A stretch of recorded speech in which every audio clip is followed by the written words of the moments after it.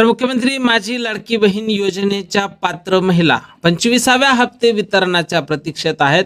आज 24 जुलै आहे, म्हणजेच जुलैचा महिना सुद्धा आता जेमतेम संपलेला आहे. फक्त 4 ते 5 दिवस शिल्लक राहिलेले आहे.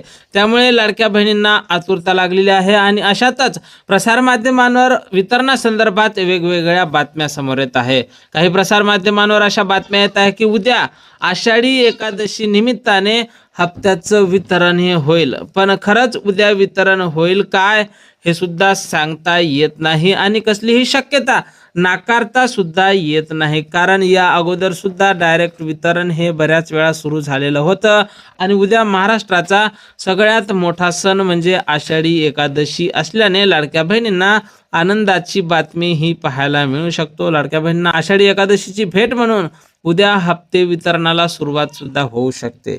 या हप्ते वितरणावर आम्ही बारीक लक्ष ठेवून आहोत. जशी काही नवीन माहिती नवीन अपडेट आपल्याकडे उपलब्ध होईल सर्वप्रथम त्या संदर्भातला व्हिडिओ तुम्हाला आपल्या चॅनलवर पाहायला मिळेल. त्यामुळे तुम्ही जर नवीन असाल नक्कीच आपल्या व्हिडिओला लाईक करून चॅनलला सबस्क्राईब करा. भेटूया पुढच्या एका नवीन व्हिडिओमध्ये महत्त्वपूर्ण माहिती सोबत. जय महाराष्ट्र.